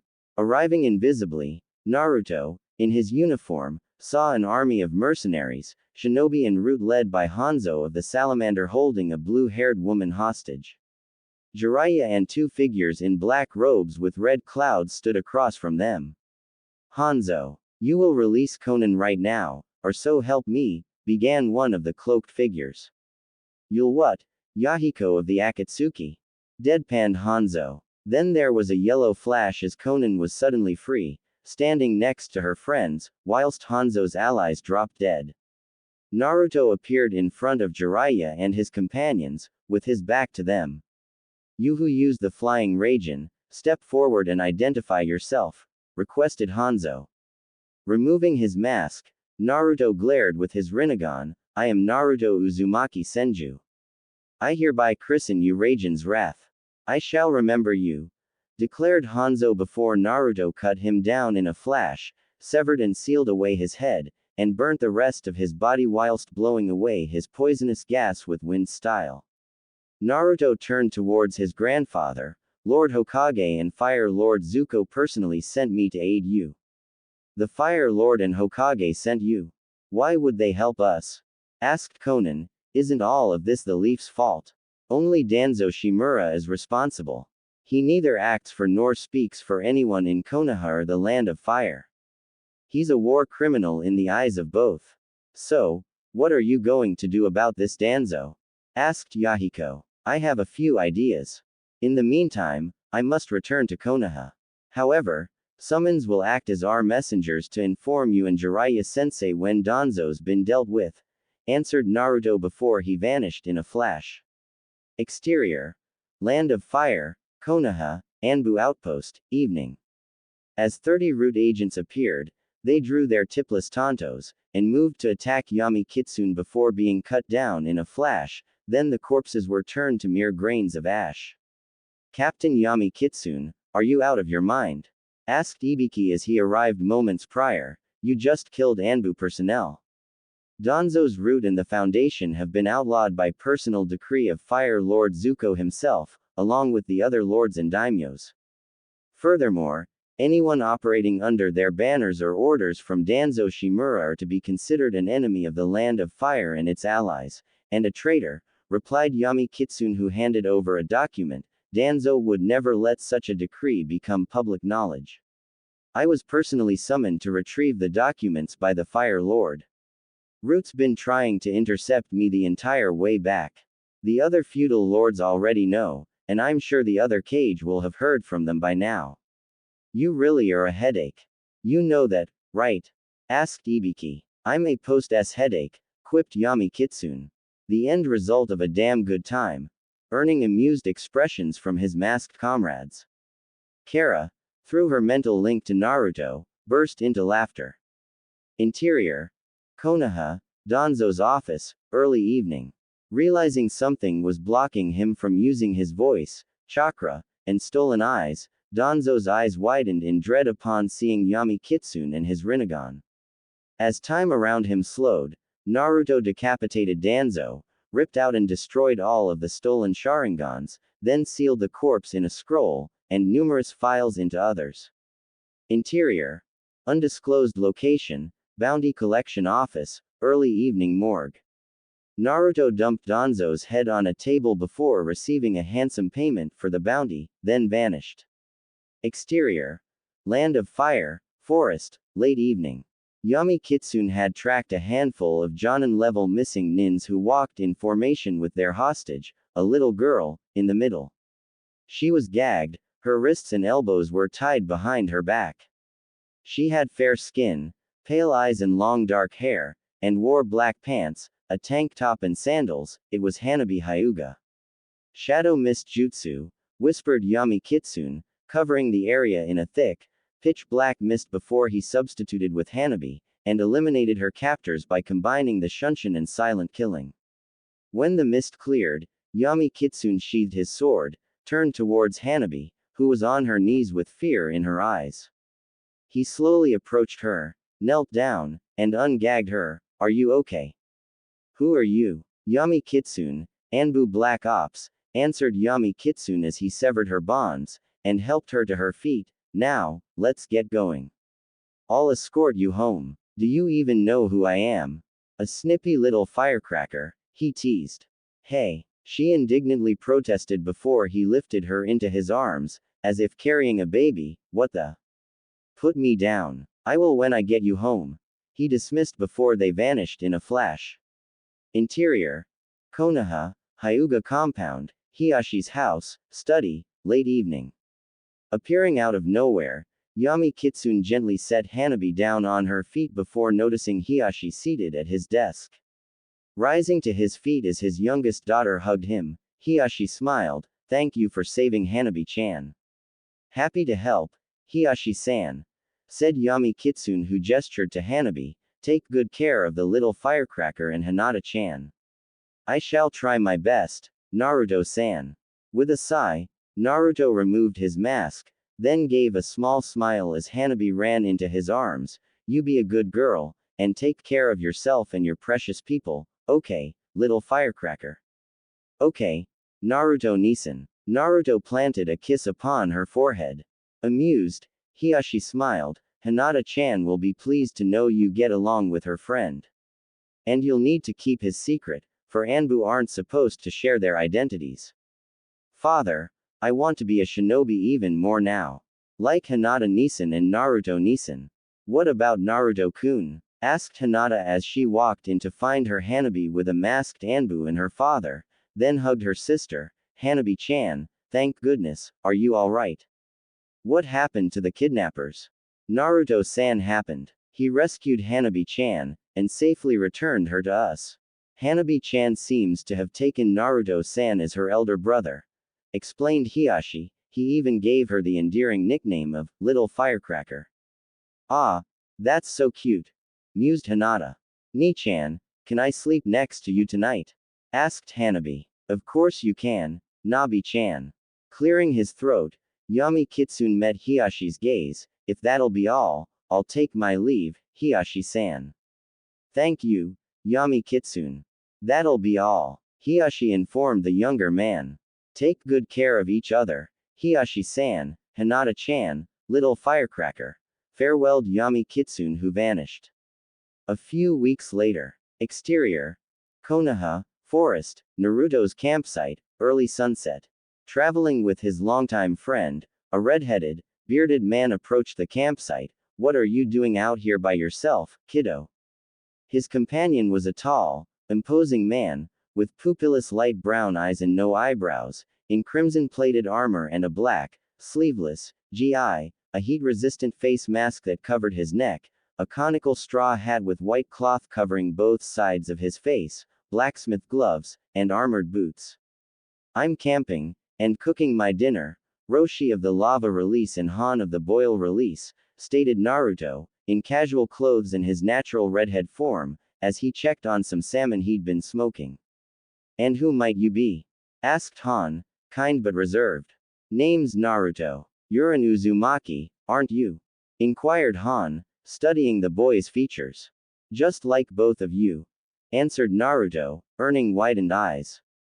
You're Kushina Imouto's son, aren't you? Inquired Roshi. Naru-kun, you can trust these two. They're the Jinchuriki for Son Goku and Kokuo, and the Uzumaki were as loyal to each other as the Inuzuka, informed Kara. So, what brings you two so close to Konoha? Wondered Naruto, making two seats for them, with wood style. To the surprise of Han and Roshi, you both look like you've had a long day. Take a load off, and rest a while. Pervy Sage will be back in a minute, and I'm sure he'll want to chat. The Pervy Sage? Asked Roshi, trying not to laugh. Jiraiya of the Sannin. Answered Naruto, making the two older Jinchuriki laugh as the sage stepped into view. Mizuki approached the forbidden scroll, then found himself unable to move.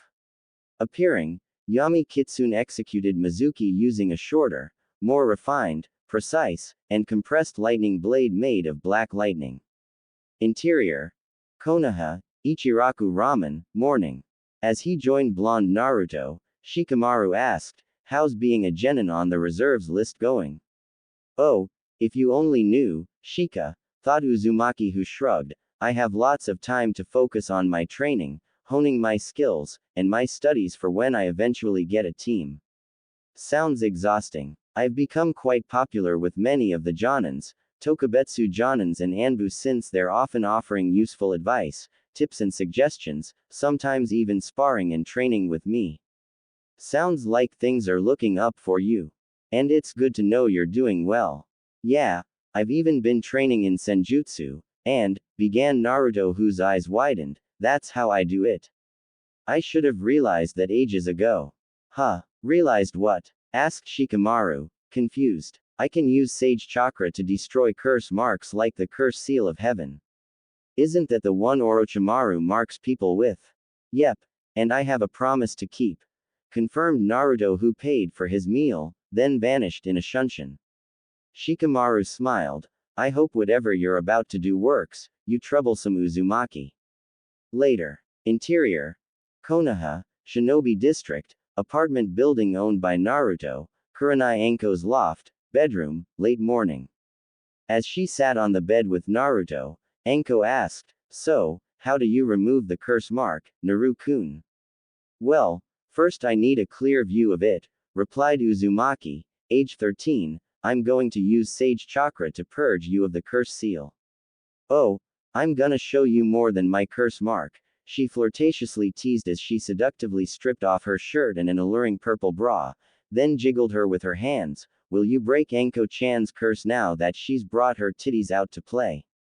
"Please, Naru-kun. As you wish." As his right index and middle finger glowed golden, Naruto, in sage mode, pressed them against her curse mark, which dissipated whilst she felt a soothing warmth throughout her body which healed every injury she'd ever taken, and corrected improperly healed ones whilst making her moan and shudder in pleasure. When he finished, she brought him into a close embrace, his face buried in her cleavage. "Thank you, thank you, thank you," before kissing him. "You're the best, Naruto-kun. You're one of my most precious and treasured people, ya know. I love you, Anko Haim. I love you too, Naru-kun. And it's probably weird timing, but you haven't started your seduction and seduction resistance training. Today's your first lesson. Who's in charge of today's lesson?"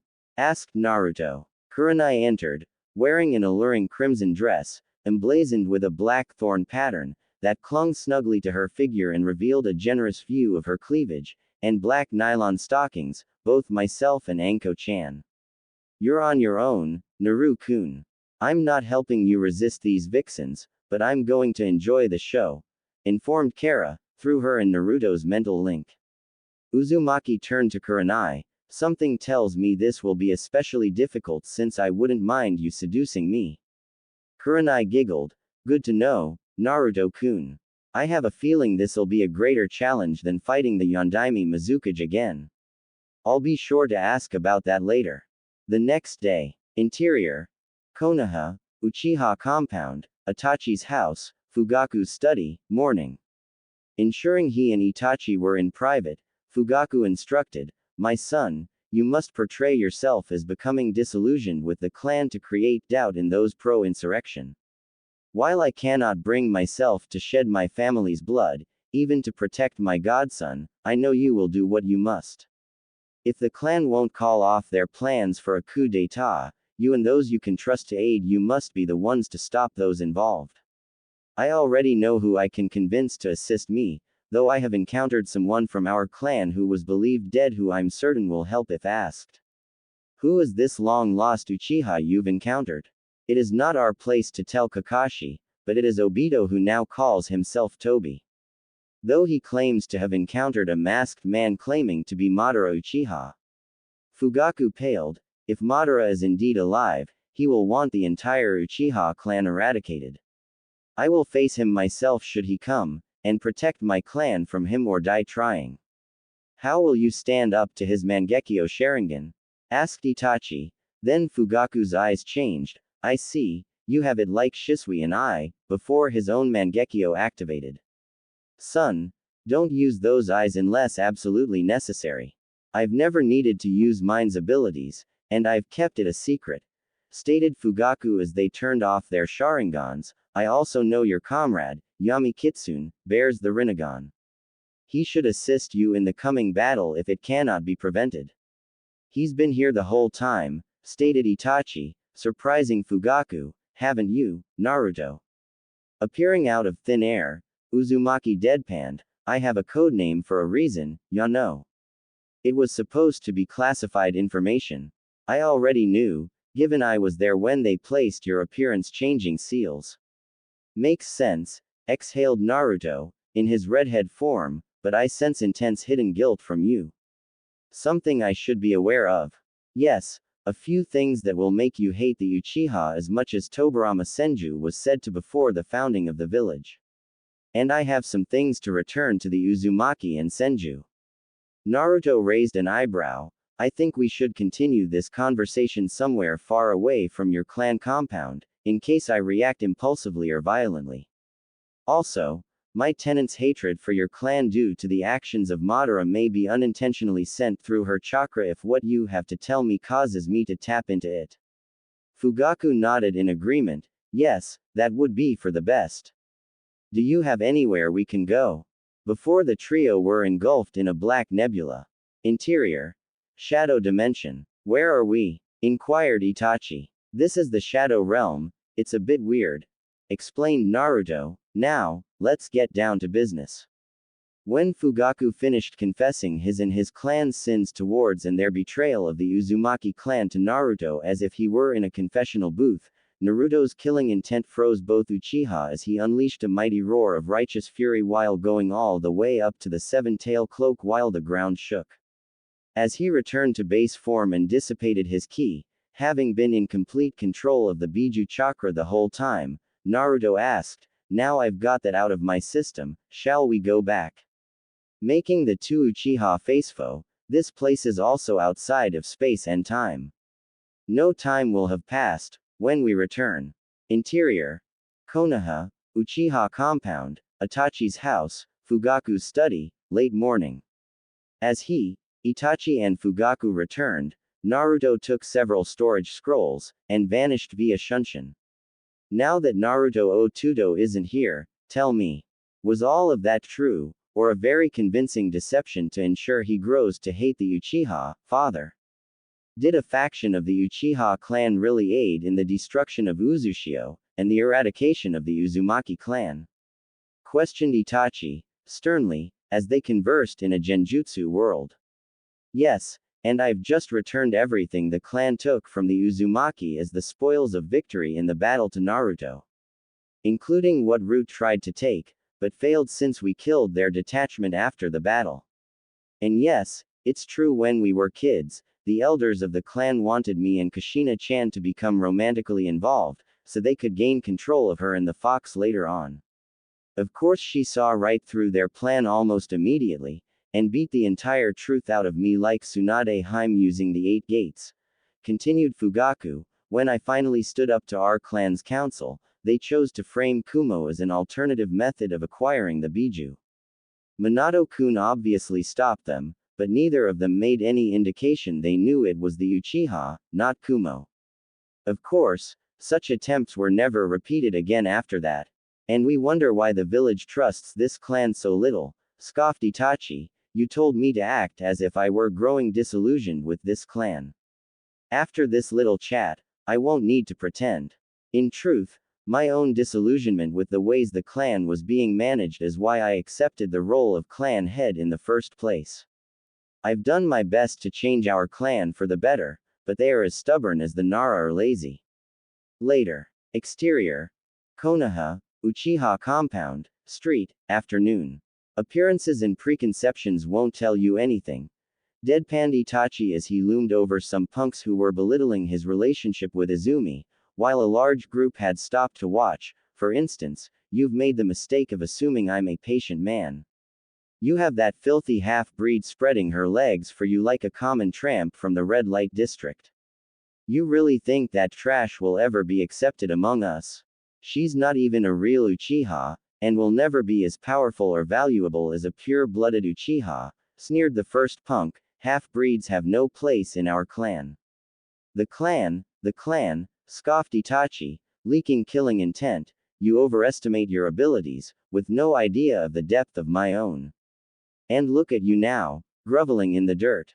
Obsessed with the organization, obsessed with the clan, obsessed with our lineage, hissed Itachi, disgusted, as he growled, a worthless compulsion that enslaves us. All it does is limit our capabilities, and that in turn leads us to fear what you don't understand. Stop, Itachi-kun, urged Makoto as she appeared before a kunai flew past her face, piercing the center of an Uchiha crest painted on a wall behind her. Itachi activated his Sharingan. I've had enough of this. There's no hope left for this pathetic clan. The people of this clan are all the same. You focus on the trivial, and lose sight of what's most important. Change is impossible in this fog of ignorance. How can we evolve when regulation's all we've ever known? Rushing over to her eldest son, Makoto closely embraced him. Please calm down, sweetie. Deactivating his Sharingan, Itachi returned the embrace as a tear trickled down his cheek. Forgive me, mother. There's nothing to forgive, my son. You were merely sharing how you feel, instead of bottling it all up, assured Makoto, and you were sticking up for Izumi-chan. A month later. Exterior. Konoha, Uchiha Compound, Itachi's house, late evening. Having fought valiantly but in vain, Makoto and Fugaku lay dying at the feet of the masked Madara before he vanished as Itachi, Shisui, Izumi and Tobi, having completed their part of the mission, arrived on the scene. You three, get out of here, ordered Itachi. The swirly masked man gave a mock salute, aye, Captain, and disappeared in a clear vortex, while Izumi and Shisui shunshined away. Interior. Konoha, Uchiha Compound, Clan Nursery, late evening. A humanoid figure, half black and half white, Zetsu, half sinisterly and half joyfully smiled down at his victims, the children, before sinking through the ground, proceeding to the bedrooms of his next victims, aka more of the clan's children. As she arrived to watch over and guard the little ones, Azumi's eyes widened in horror at the sight, then she shed a tear. No. Interior. Konoha, Uchiha Compound, Assembly Hall, late evening.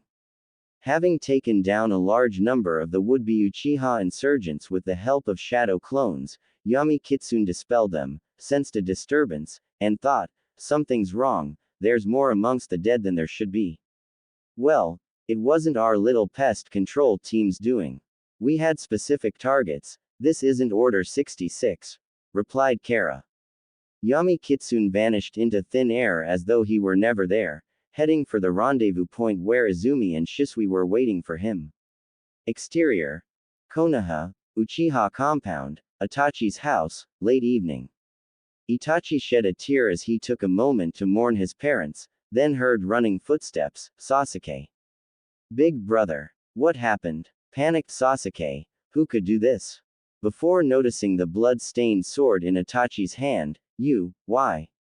Mangekyo Sharingan active, Itachi made a choice, Tsukuyomi. Interior. Konoha, Shinobi District, Naruto's apartment building, Kurenai and Anko's loft, bedroom, early morning. Naruto, in black boxers, and Anko, in purple lingerie, conversed on the bed. Do you like these, Naru-kun? Anko asked as she jiggled her large, with her hands. They're a part of you, so I love them just like I love you. Naruto answered, sincerely and innocently, before hugging her. Ah, you're so sweet. How did you find a way to say you loved my tits without sounding like a pervert? I was only telling the truth. Anko lay flat on her back. Will you please massage my tits for me, Naru-kun? Anything for my future wife. He replied, making her blush as he tenderly and gently fondled, caressed and massaged her, earning a relaxed sigh and soft moan. Ooh, still planning to marry me, Naru-kun? She teased. Of course I am, my fair Anko Haim. And you told me you were all mine when I was older, that day in the barracks, when I first joined ANBU. So it sounded like you were all for it even before I asked. Yep, that was right before you told me you wanted to lose your virginity in a threesome with me and Nai-chan. Speaking of, as she entered, in crimson lingerie, Kurenai brought his hands to her waist. Happy birthday, Naru-kun, then passionately kissed him. It's time for your present, now you're sweet 16. Then Sum entered, in exotic black lingerie, alongside Yugao, in black and purple lingerie. Standing up, Anko, Yugao, Sum and Kurenai seductively danced and stripped, whilst feeling each other up and kissing, till they were in all their glory, then gave low bows and a twirl. Naruto blushed. That was amazing, just like all of you.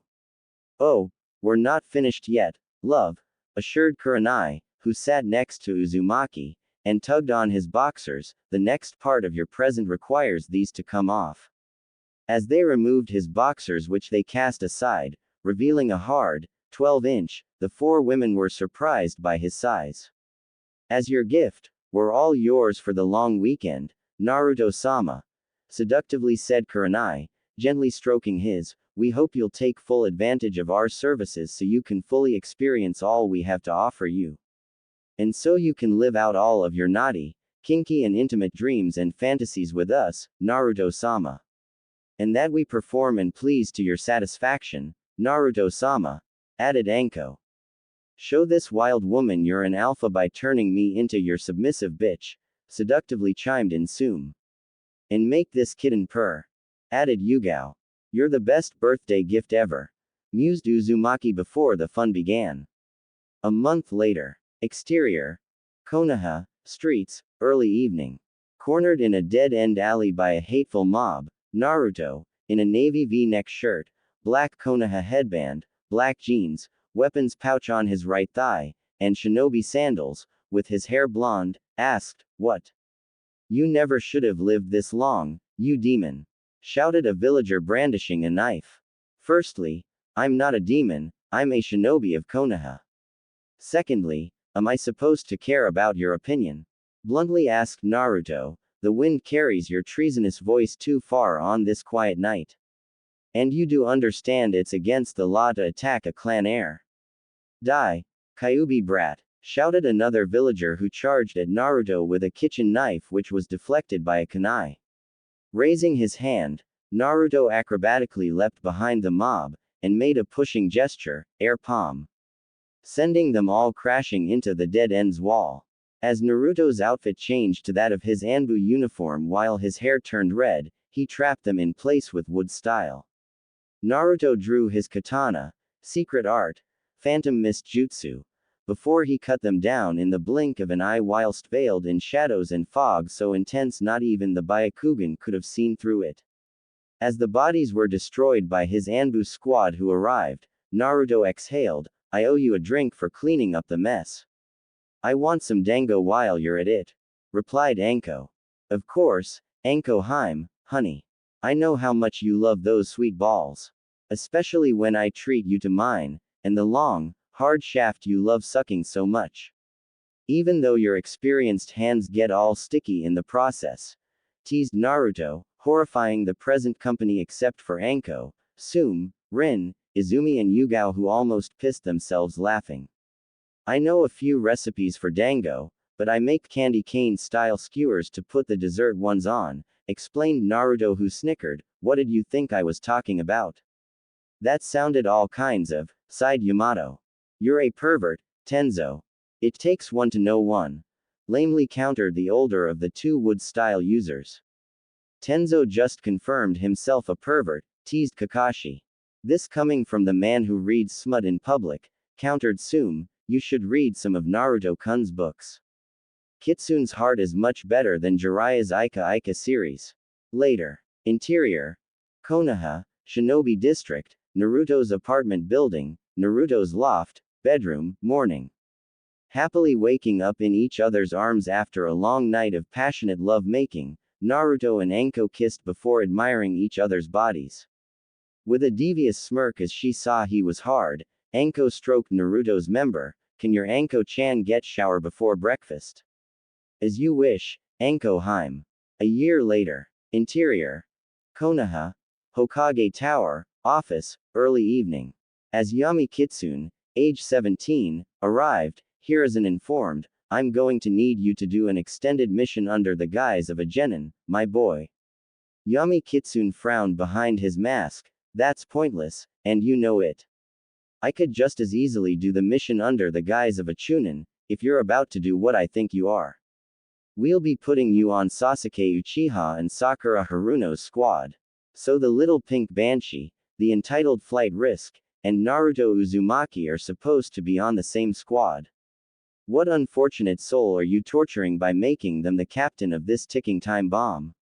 Kakashi Hatake, since Shisui and Izumi haven't returned from their mission yet. I hope you're prepared for the older pink banshee's reaction to Naruto being on her brat's squad. It'll include another attempt to kill Naruto Uzumaki. And at least one more illegal meeting to vote for his execution without the clan heads or you being informed. It'll be tomorrow morning since there's several meetings and ceremonial clan traditions taking place. We will be ready to handle it. Later. Exterior. Konoha, Academy, Training Ground, early morning. As his favorite former student arrived long before everyone else, Iruka informed, okay, Naruto, time for the clone jutsu. Just gotta do one thing first, said Naruto, who switched off his appearance-altering seals, making Iruka's eyes widen. Feeling an imminent headache, Yumino scratched the back of his head. When you're ready. Before Uzumaki proceeded to create hundreds of wood, stone, grass, leaf, sand, dirt, mud, iron, crystal, lightning, ice, water and shadow clones. So, do I pass, again? Only an idiot wouldn't pass you after this. I didn't know some of those existed. As the elemental and shadow clones dispelled, Naruto did one last hand sign, clone jutsu. Before every inch of the premises, exterior, outdoor furniture, playgrounds, trees, walls and rooftops included, was occupied by basic clones. Iruka's sweat dropped. Why didn't you do that during your first graduation, when you were 7? Because the villagers would react violently. You know what they're like towards me because of my tenant. Also, I have too much chakra to use basic clone jutsu without creating enough of them to populate a village. Troublesome, deadpanned Shikamaru, who approached, with Choji, Anko, Tenten and Shino. Taking that test again when you've already graduated sounds like such a drag. You won our bet, Naruto-kun, said Anko, who pulled Naruto close to her, and kissed him with feral ferocity until they were out of breath. That was nice, Anko-chan. It was amazing. Well, it is a kiss with Naruto, mused Tenten, and there's the second part of the bet we need to make good on. Accepting a black headband from Iruka, Naruto informed, I already have one of these, but it's always nice to have a spare. I'll be back later to hear the team placements. Before he, Tenten and Anko vanished. Troublesome Uzumaki, mused Shikamaru. Later. Interior. Konoha, Shinobi Academy, classroom, late morning. Entering, Naruto wore black ANBU pants, a 3/4 sleeved armor mesh shirt which clung to his muscles. A dark crimson, short-sleeved, haori with black flames at the bottom. Black fingerless gloves, combat boots, a belt, and black vambraces engraved with a red senju crest. Shuriken and kunai holsters were worn on either thigh. An obsidian-bladed katana, with a small black tsuba, bearing the Uzumaki swirl and the kanjis for maelstrom and shadow engraved, in orange-red, just above the tsuba, was strapped to his back, as was a scroll. He wore a black hapuri with a crimson leaf symbol engraved on a black plate, instead of the standard headband. A chained pendant bearing the Uzumaki coat of arms with a golden swirl hung around his neck, as did Hashirama's necklace.